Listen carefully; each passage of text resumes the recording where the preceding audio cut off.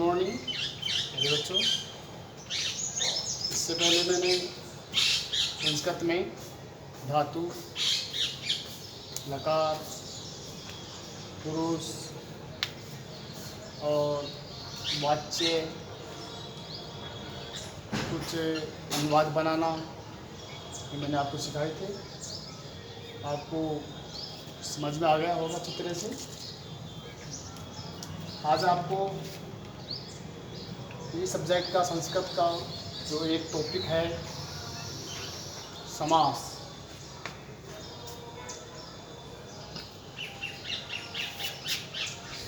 समास का अर्थ क्या होता है, मूल अर्थ क्या होता है, किसे कहते हैं?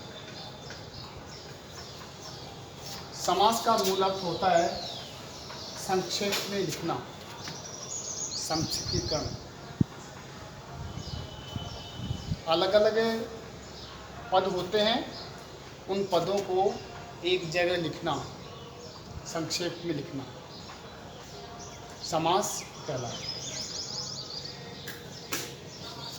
समास किन किन शब्दों से मिलकर बना होता है?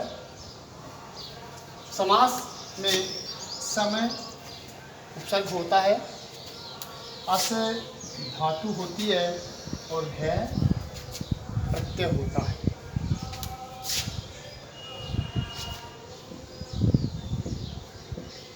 सम उपसर्ग आ गया, इसमें दीर्घ होता है, ह्रस्व और दीर्घ। ह्रस्व छोटा होता है और दीर्घ बड़ा होता है। घ में ए बचता है, स मा से। जब इसमें ए बचेगा तो उससे पूरा हो जाएगा। क्या बचेगा? सम आस ए। यहाँ दीर्घ हो गया, आ हो गया,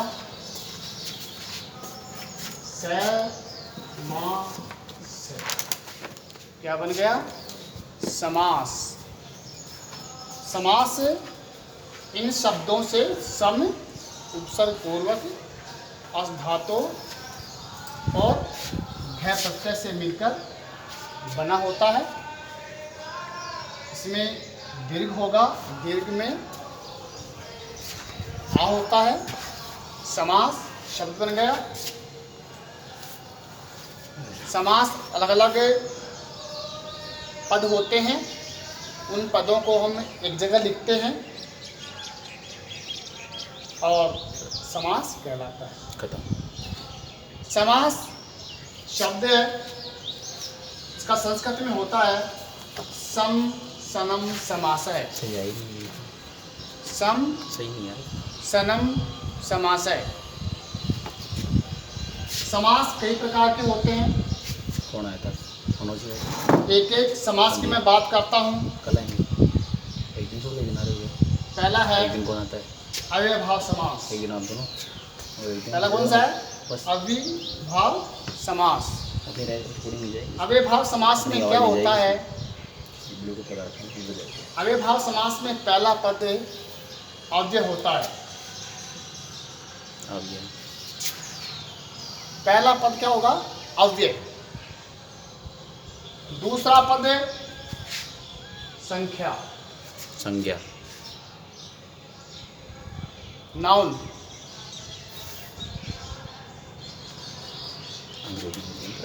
इसमें अव्ययभाव समास में पूर्व पद की प्रधानता होगी। पहला पद प्रधानता होगी और नपुंसक लिंग के एकवचन में इसका प्रयोग होगा। अव्ययभाव समास की क्या पहचान हो गई?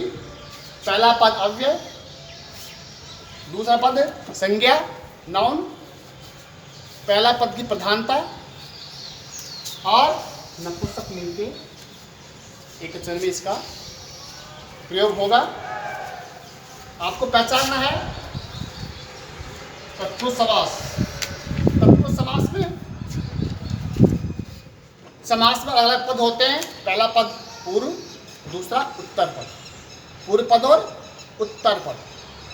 तत्पुरुष समास में उत्तर पद की प्रधानता होगी। इसकी होगी उत्तर पद की प्रधानता। 2 पद होंगे, इसमें से दूसरे वाले पद का प्रधान होगा, मुख्य होगा, उसको देख करके ही हम तत्पुरुष समास बना सकते हैं। तीसरा आता है द्वंद्व समास। द्वंद्व समास में दोनों पदों की प्रधानता होगी, यानी अव्ययभाव समास में पहले पद की प्रधानता हो गई, तत्पुरुष में दूसरे पद की हो गई, और द्वंद्व समास में दोनों पदों की प्रधानता, दोनों मुख्य होंगे। वहाँ पे पहला और दूसरा दोनों मुख्य होंगे, यानी दोनों ही की प्रधानता होगी, दोनों को हम मानेंगे। आगे है बहुव्रीहि समास। बहुव्रीहि समास में दोनों को छोड़ करके तीसरा कोई अर्थ निकलता है। इसमें पहला हो गया अव्ययभाव समास में, तब दूसरा हो गया, द्वंद्व में दोनों हो गए, और बहुव्रीहि समास में दोनों को छोड़ करके तीसरा अर्थ निकलता है। नीलकंठ हो गया बहुव्रीहि समास। द्विगु समास है, उसमें गिनतियां आती हैं। पहला है अव्ययभाव समास। ये कहाँ कहाँ इसका उपयोग किया जाता है? मुख्य रूप से इसमें 6 मैंने शब्द लिखे, यहाँ पे वर्ड लिखे हैं। अनु, उप, अधि, प्रति, यथा और निर। यानी अव्ययभाव समास में नपुंसक लिंग के एक वचन में इसका प्रयोग किया जाएगा। देखिए अनु क्या होता है? अनु होता है पीछे, बाद में, पश्चात। देखो एग्जाम्पल देखिए, अनुरथम। रथ क्या है? जो चलता है। रथ नपुंसक लिंग के एक वचन में, अनु मीन्स पीछे। जब हम इसको चेंज करते हैं तो किस में जाएगा? ये षष्ठी के एक वचन में। यहाँ पे नपुंसक लिंग के एक वचन में है, लेकिन ये जाएगा षष्ठी के एक वचन में। अब चेंज करेंगे जब, तो क्या होगा?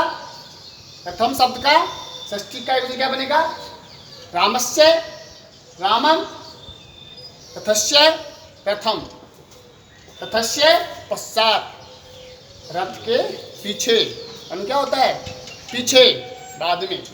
ऐसे ही है उपगंगम, गंगाया समीपम, अधि, प्रति, यथा और निर। आपको मूल रूप ध्यान रखना है। इसमें अव्ययभाव समास में अव्यय और उपसर्ग, विशेष तो 6 है, इन 6 को आप याद करोगे और लिखोगे। ध्यान रखना है आपको, अव्ययभाव समास में पहला पद अव्यय होना चाहिए। अव्यय आपको याद होने चाहिए। अव्यय कौन कौन से होते हैं, उपसर्ग कौन कौन से होते हैं, और आपको संज्ञा शब्द याद करने पड़ेंगे। नाउन किसे कहते हैं, नपुंसक लिंग कौन सा होता है, पुल्लिंग कौन सा होता है, आपको शब्द भी याद करना पड़ेगा। जब भी आप इसको प्रथम शब्द को रथस्य बना सकते हैं, रथम का आप रथेन कर सकते हैं, तथाय कर सकते हैं, आपको याद होना चाहिए। ऐसा करोगे तो आपको गलत हो जाएगा। इसलिए आपको आज समास का मैंने एग्जाम्पल दे दिया, किसे कहते हैं, अव्यय भाव समास का, तत्पुरुष समास का, द्वंद्व समास का, और बहुव्रीहि समास का, और द्विगु समास का। अव्ययभाव समास के बाद में आता है तत्पुरुष समास। तत्पुरुष समास, द्वंद्व समास और बहुव्रीहि समास अगले वीडियो में आपको मैं बताऊंगा। इसलिए आज जितना वीडियो आपको मैंने पढ़ाया है, उस वीडियो को देख करके, बार बार देख करके इसको आप याद करोगे और कॉपी में लिखोगे। फिर भी यदि आपको कहीं समझ में नहीं आता है तो आप नंबर है, नंबर के द्वारा, व्हाट्सएप के द्वारा हम आप हमारे को पूछ सकते हैं। आप इसको बार बार से नहीं पढ़ोगे तो आपको समझ में नहीं आएगा। ये कोई दवा नहीं है, हम आपको पिला सकते हैं। तो आपको देखना है अगले वीडियो में, आपको तत्पुरुष समास के बारे में आपको घर पढ़ना है, अपनी बुक में है। द्वंद्व समास, बहुव्रीहि समास और द्विगु समास। द्विगु। आपको याद करना है, बस तो 10 मिनट हो ठीक है? गए। कर दी?